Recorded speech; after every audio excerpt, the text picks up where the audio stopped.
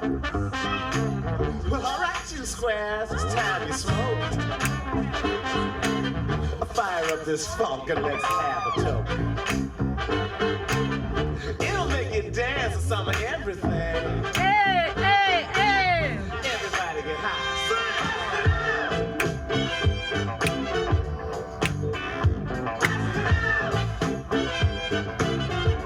Hey! Let me stop before y'all be like, oh my God, Nate's talking about drugs. Flagger! Flagger! Damn YouTube demons. Had a damn YouTube demon in my damn inbox yesterday. It's like, you damn demon. I know who the hell you are. Get the fuck out of here with your bullshit, you YouTube demon. Anyway, enough talking about that. Let's talk about this. Hey guys, hey, this is Nate. Follow me on IG, Periscope, Twitter, Spreaker, and support me on Patreon at NayRob on YouTube. Don't forget to like this video, share this video, comment respectfully, and subscribe. Now, let's talk about the Queen's Court and the gag order, okay? Hold on, guys. I know y'all like, bitch, I didn't come on here to have you putting on some damn Vaseline, bitch. Okay, so let's start here, right? Okay, I'm going to tell you, last night, I'm torn. This morning, I have a decision on who is the winner from last night. I definitely have a decision, but it's an unorthodox way of making the decision. Okay, so let's start here. Let's start with the Queen's Supreme Court. Okay, so y'all know last night you had Tokyo Vanity. If you don't know who Tokyo Vanity is, she is another Instagrammer that is friends with Super Scent. Okay, if you don't know who Super Scent is, she's been around a while. I've been watching her for probably about 5 years, 4 to 5 years at the minimum. She's from New Orleans. She's very funny. I just used her. I'm using her makeup now. It's a good alternative to me from Jeffree Star. You know, Jeffree Star got that buzz snit with him. So I decided to use the crayon box, and it was excellent. She got this red color called Crawfish. Oh my God. So I knew Tokyo Vanity through her. Tokyo Vanity is also on Love and Hip Hop Atlanta, right? I was surprised to see that Tokyo Vanity was on a show before Super was, but Super seems to be an introvert when she's not on social media, because I've seen her do something on All Def Digital before, and she was very dry. You know, she kind of reminds me of myself, because she, you know, was funny on camera, or funny without effort, you know, and so is Tokyo Vanity, funny without effort. But I think Tokyo Vanity is young. I would believe that she's in her mid-20s. So I'm going to say that there was an age difference between her and Maddie. But it wasn't like uncomfortable like how it was last week with Darren Fleek. It worked a little better, or a lot better to me, because although Darren Fleet and Tokyo Vanity are probably like the same age, I don't know why it just worked better to me. Tokyo Vanity was, again, effortlessly funny. She just spoke, and it was humorous.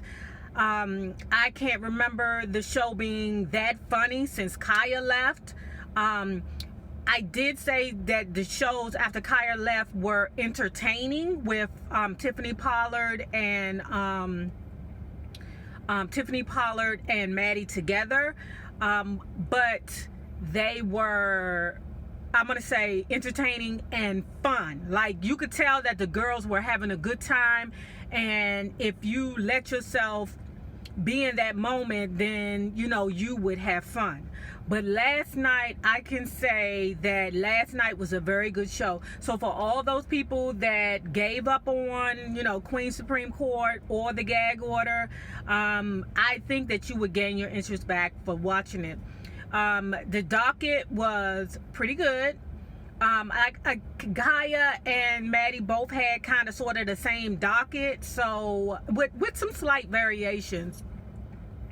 But it was funny. Maddie looked beautiful. You know how I feel. The more natural she is, the more beautiful she is. Visually, Tokyo Vanity and Maddie looked great together. I don't know why, but I don't know if it was the colors. I don't know what it is, because Maddie had a pink wig on, and Tokyo Vanity had like this gray, bluish, beautiful wig on. They both are like thick women, and I don't know why, but visually it looked really, really good. And I'm not even talking about the set. I'm just talking about how maybe the colors for the two just looked very, very good to me. Tell me if you agreed. What else? Well, I'm going to give Maddie this, because I need to give Maddie some, I need to jab her, okay? So what I'm going to jab her on was last Monday, she did her live. Now, if y'all can't find Maddie's live on YouTube, she's doing them on Periscope. That's where I found her at, on Periscope. That's how I was able to watch her live last week. But why I'm gonna have to give her a jab on this is because the video from Periscope was not uploaded until maybe Friday. That's unacceptable. I mean, that goes to show me that this Queen Supreme Court is not her priority. We all know that Maddie has other endeavors going on. We all know that. But Maddie's always going to take a loss, or she's always going to be dinged for that, because the court, the Queen Supreme Court, is not her priority. Whereas with Kaya, you can tell that is Kaya's priority, and she takes it seriously. Okay, so Maddie's always going to get dinged for that, to me. Then I'm going to say this last thing about Maddie. How long have I been talking about her? This last thing about Maddie and the Queen Supreme Court is this. Like I said, there was some age disparage between the two. Okay, and I think when they were talking about Childish Gambino, Tokyo Vanity had gave a shout out to, I think she said, Young Thug and somebody else. And Maddie just looked at her, and she was like, did you know that was, well, Tokyo Vanity was like, yeah, that was blah, blah, blah. And Maddie's face was like, I know. And I was like, oh, okay. So she's, I could see in that moment that she got on Maddie's nerves. But let me tell you something. Like I said, young people, do not take it seriously, or do not take it to heart when you're dealing with an older person, and we tend to treat you like you get on our nerves. I'm sincerely apologizing for my age bracket. It's just that we have slowed down so much, and that that excitement and that hyperness when you're young we don't have it no more. So it just comes off irritating. The same way with you all, we come off irritating to you because we don't want to move, or we don't move as fast as you, or we're happy with going over there, getting us a beer, sitting on the goddamn swing, and drinking our Coors Light. Okay, so the same way you feel about us is the same way we feel about you. Another point that I think that Maddie was irritated about, and I believe that Maddie, it was your fault because you did not prep this young lady. Although you want her to be real, I believe that when she spoke poorly, when Tokyo Vanity spoke poorly of Nicki Minaj, her face was like, oh, huzzy, no, you didn't. Tokyo Vanity is a rapper, so I guess that's part of the reason why she wants to, expand her brand, you know, as much as she can. You know, I give oh shoot, I give Maddie a my damn thing is getting hot. I give Maddie a thumbs up because I'm like, Maddie is utilizing internet people, which I really love, that she is, you know, utilizing that opportunity, you know, even though because she's older, she knows that bring in the young group, because that's another couple of $100K that Maddie can utilize. You know what I'm saying? It's all about business with Maddie. It's about business with her.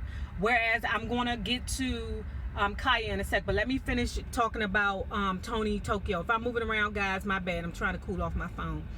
But when when Tokyo Vanity was talking about Nicki Minaj, I was like, ooh, you stepping on toes, because like I said, Maddie's overall goal is to be bigger and greater. Maddie is always chasing the bag. Whereas Kaya, on the other hand, Kaya's priority is to comfort. She's happy with being inside that square. She might venture outside the box a little bit, but for the most part, she's not, you know, trying to do all these things. And I don't know if it's because Kaya has seen the industry in a way that Maddie has not. I don't know. But I commend Maddie for trying to be bigger and greater in her you know, in her endeavors in life, right? But when, what's her name, Tokyo Vanity said something about Nicki Minaj, and we knew part of the problems that Kaya and Maddie had was because what's her name, Nicki Minaj had touched Maddie on the shoulder trying to befriend her. This is what I'm talking about. It brings out such toxicity. This whole thing has brought out so much toxicity that people are becoming evil. You know, I call them YouTube demons. That's what I call the husbands, YouTube demons. So yeah, I think that rubbed Maddie the wrong way, and I'd be surprised if Tokyo Vanity comes back, because she, you know, had those negative things to say about Nicki Minaj. She wasn't vicious with what she said, but when she called her bitter, I was like, ooh, yikes. Ooh, yikes. Jesus, yikes.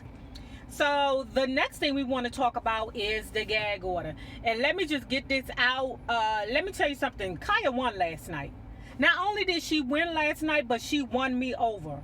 Solely because of the fact that she was standing in her word. Okay? Now, I'm saying this because if y'all follow me, y'all know about that I was doing the Rachel Dolezal. Hold on, guys. I need to turn this up. I was doing the Rachel Dolezal review, movie review, the Rachel Divide. And I was very confused about, I'm sorry, I'm moving around, guys. But I was very confused about my opinion in regards to how I feel about her overall, how I was like, should I like her? Should I excuse her poor behavior? What should I do? But despite the audience, okay, despite the audience opinion of Rachel Dolezal, Kaya stood in her opinion. That's one thing that I will love about Scorpios. They are stubborn to a fault, and they are stubborn to royalty. And last night, Kaya stood in it. She said I'm not going to say she protected her, but she went outside the box, and she didn't give a fuck what nobody was saying in that audience. Forget you. This is what I feel, and I loved it, okay? Now, I'm going to say what gave Kaya dings yesterday was the fact that the cameraman kept going over there to Michelle ATLian. Y'all happy I said it right? ATLian. She kept going over there to ATLian, and Joshua, or Josh, fell the hell asleep. Oh, he ain't fall asleep, but his ass was over there yawning like a motherfucker, like his ass worked 97 hours, okay? But my thing is, again, Kaya was beautiful. The setup was beautiful. Everything about it was grand. I loved everything about the show yesterday. I loved everything about both shows. Visually, both shows were beautiful. The audience participation wasn't too much this week. It was just a friggin' up. I don't know if it was because Joshua or Justin, whatever the fuck his name is, was asleep over there in the corner. I don't know. And I'm cameraman for Kaya. Your ass is wrong because you seen that nigga over there yawning and you still kept going over there and showing pictures of him. Damn it. Kind of bullshit is this? So I would recommend highly for all those people who gave up on the Queen's Court and the gag order, go back. Okay, go back. Yesterday was a great topic. Yes, was a great show. Yes, you know, we're all pissed off at Rachel Dolezal. We all want to tell the lady go over there and sit down and eat a dick somewhere. We all want to do that. But the way that Kaya stood in her word and did not move, because my thing was with Rachel Dolezal, I know the hussy is crazy. It's just that I don't like the fact that you got them kids involved in your bullshit and you keep dragging these kids in your bullshit. When them audience members was like trying to convince Kaya to change her mind, no, she chooses to be black, or, you know, I don't have a choice. The audience member has had great, I don't know if this is coming out right or wrong, guys, because the phone is hot. But the audience had great points, and I'm not going to take that from them. But the fact that Kaya, man, y'all got to watch that. You know, Kaya had some good points. And remember,